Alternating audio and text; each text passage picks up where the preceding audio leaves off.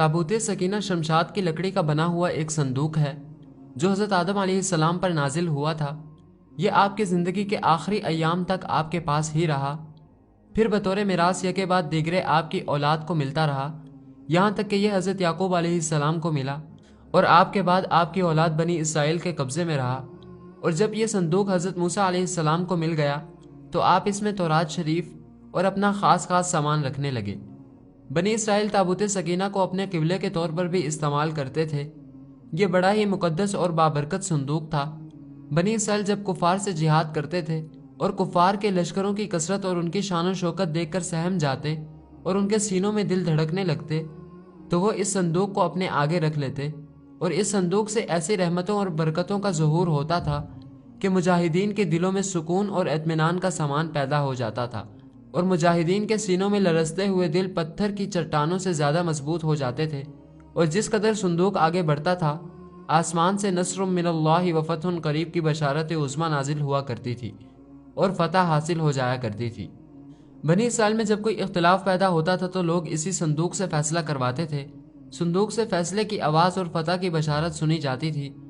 بنی اسرائیل اس صندوق کو اپنے آگے رکھ کر اور اس کو وسیلہ بنا کر بھی دعائیں مانگتے تھے، اور ان کی دعائیں قبول ہوتی تھیں، اور بلاؤں کی مصیبتیں اور وباؤں کی آفتیں ٹل جایا کرتی تھیں۔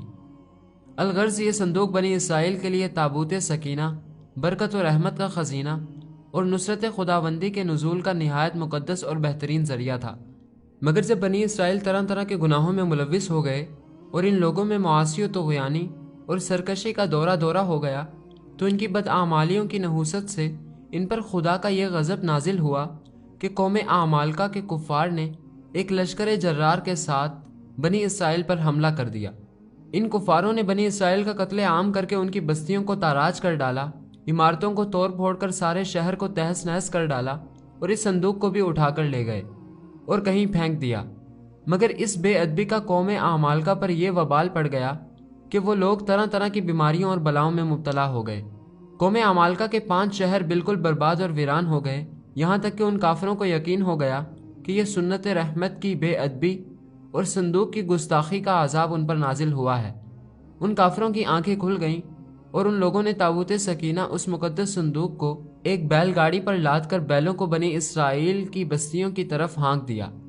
پھر اللہ رب العزت نے 4 فرشتوں کو مقرر فرما دیا جو اس مبارک صندوق کو بنی اسرائیل کے نبی حضرت شمعیل علیہ السلام کی خدمت میں لائے، اور اس طرح پھر بنی اسرائیل کی کھوئی ہوئی نعمت دوبارہ ان کو مل گئی۔ اور یہ صندوق ٹھیک اس وقت حضرت شمعیل علیہ السلام کے پاس پہنچا جب انہوں نے طالوت کو بنی اسرائیل کا بادشاہ بنایا۔ بنی اسرائیل طالوت کی بادشاہی تسلیم کرنے پر تیار نہیں تھے، اور یہ شرط رکھی گئی کہ مقدس صندوق واپس آئے گا تو ہم طالوت کی بادشاہی تسلیم کریں گے۔ صندوق واپس آ گیا اور بنی اسرائیل طالوت کی بادشاہی پر رضامند ہو گئے۔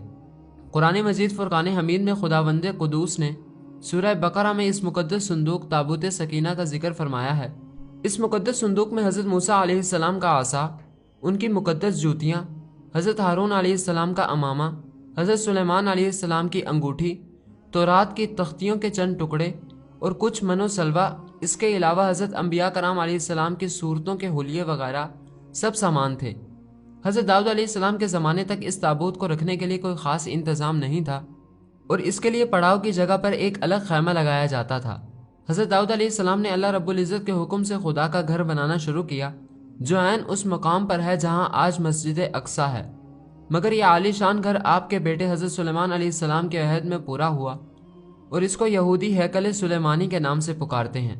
اس گھر کی تعمیر کے بعد تابوت سکینہ کو یہاں پورے احترام کے ساتھ رکھ دیا گیا، اور اس طرح یہ مقام یہودیوں کا مقدس ترین مقام بن گیا۔ بعد کے زمانے میں ہونے والی جنگوں میں اس ہیکل کو بہت نقصان پہنچایا۔ بابل کے بادشاہ بخت نصر نے اس کو مکمل طور پر تباہ کر دیا اور اس کو آگ لگا دی۔ وہ یہاں سے مال غنیمت کے ساتھ تابوت سکینہ بھی لے گیا۔ اس تباہی کے نتیجے میں آج اصلی ہیکل کی کوئی چیز باقی نہیں رہی۔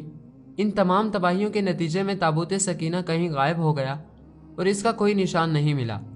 آج بھی بہت سارے ماہر آثار قدیمہ اور خصوصاً یہودی مذہب سے تعلق رکھنے والے ماہر اس کی تلاش میں سرگرداں ہیں تاکہ اس کو ڈھونڈ کر وہ اپنی سی روحانیت کو واپس پا سکیں جو کبھی ان کو عطا کی گئی تھی۔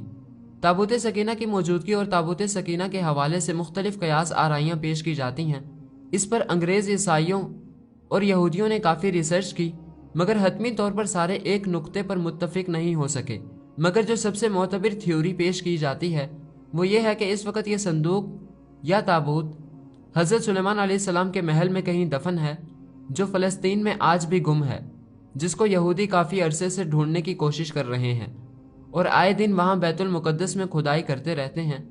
ये वो महल है जिसको हज़रत सुलेमान अलैहिस्सलाम ने जिन्नात की मदद से बनवाया। इसकी बुनियादों को आज भी ढूंढने की कोशिश की जा रही है, जिसको हैकल सुलेमानी भी कहते हैं।